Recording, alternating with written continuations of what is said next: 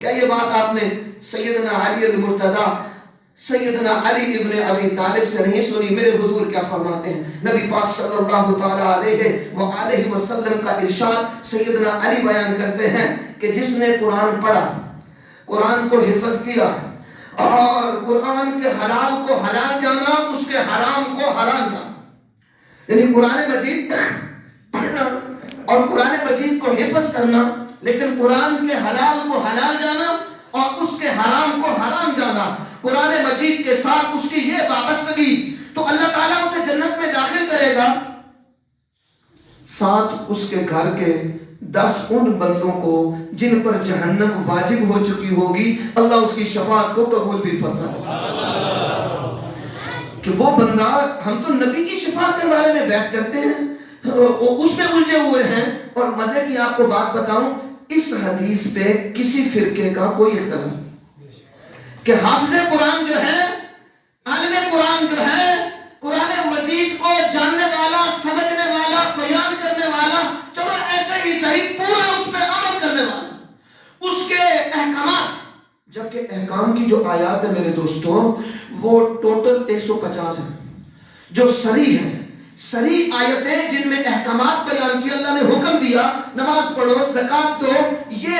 جو ہے وہ 114 صورتوں میں صرف 150 ہیں، 150 ہیں، اور جو ان کے ساتھ سپورٹنگ آیتیں ہیں وہ 500 ہیں، وہ 500 یا 650 آیتیں، تو باقی ساری کیا ہیں؟ وہ قرآن مجید کو کوئی بندہ سارا سمجھ جائے، سارا اس پہ عمل کرے۔ میں نے کہا کسی بھی فرقے کا اس بات پر، کسی بھی مسلک کا اس بات پر کبھی اختلاف نہیں ہوا کہ حافظ قرآن شفاعت کرے گا کہ نہیں کرے گا، سب کہتے ہیں کرے گا، صرف خود ہی نہیں کرے گا بلکہ جو ہے 10 بندے وہ بھی اپنے گھر کے 10 بندے وہ بھی، صرف وہ نہیں جو نمازی تھے، وہ نہیں جو حاجی تھے، وہ نہیں جو روزے دار تھے، بلکہ وہ بندے جن کو پھانسی ہو چکی ہوگی، جنہیں جہنم ہو چکی ہوگی، محشر میں وہ بندے اور جہنم کی طرف جانے والے ہوں گے، لیکن اللہ اس قرآن پر عمل کرنے والے، جاننے والے، سمجھنے والے کی برکت کا صدقہ ان 10 بندوں کو بھی رہائی عطا فرما دے گا، رہائی عطا فرما دے گا۔ بس ہماری تو ہمبل سی ریکویسٹ ہوتی ہے، اگر کوئی سمجھے، کوئی فتویٰ نہیں، کوئی جھگڑا نہیں،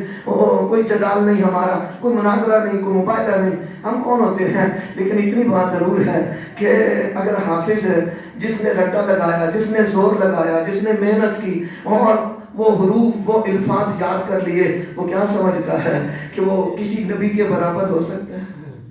صرف نبی نہیں، وہ کیا نبیوں کے نبی کے برابر ہو سکتا ہے؟ سید المرسلین کے برابر ہو سکتا ہے؟ تو جھگڑا کس بات کا ہے کہ نبی کی شفاعت کو عنوان بنا کے اس پہ تقریریں کرنا، اس پہ کتابیں لکھنا، ایسا ہو سکتا ہے کہ نہیں ہو سکتا؟ یہ آپ کا اپنا مسئلہ ہے۔ میں آپ کو اس امانت کے ساتھ کہ قیامت کے دن میں نے اس بات پہ جواب دہ ہونا ہے، یہ حدیث جو ہے درایتاً، روایتاً، امانتاً جو ہے آپ پہ پہنچا رہا ہو کہ سیدنا علی المرتضی کہتے ہیں میرے نبی نے ارشاد فرمایا جو بندہ قرآن کو پڑھے، قرآن کو حفظ کرے، اس کے حلال کو حلال جانے، اس کے حرام کو حرام جانے، کل قیامت کے دن اللہ اسے جنت دے گا، اور ساتھ اس کے کہنے پر اس کے گھر کے 10 بندے جن پر جہنم واجب ہو چکی ہوگی، اللہ انہیں بھی رہائی دے کے جنت عطا کرے۔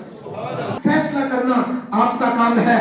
نبی پاک صلی اللہ تعالیٰ علیہ وسلم کا ارشاد نور ہے کہ قرآن کو دیکھے بغیر پڑھنے کا 1000 درجہ اجر ہے۔ قرآن مجید کو بغیر دیکھے حفظ کیا، یاد کیا اور پھر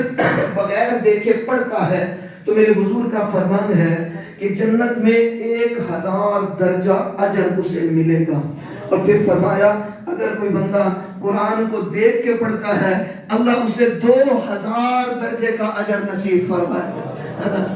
نعرہ تکبیر، نعرہ رسالہ۔ مفتی اثر جناب گرانیوں سے اللہ ان کا آنا باعث رحمت فرمائے۔ ماشاءاللہ ماشاءاللہ۔ تو میں عرض کر رہا تھا کہ اگر کوئی بندہ قرآن مجید کو دیکھ کے پڑھے گا، یہ دیکھنے کا مسلک بھی اللہ نے ہمیں عطا فرمایا۔ ہم تو صرف کہتے نہیں ہیں کہ یہ دیکھنے کا بعد صحابی بنتا ہے۔ صحابی ہونے کا جو منصب ہے یہ نہیں ہے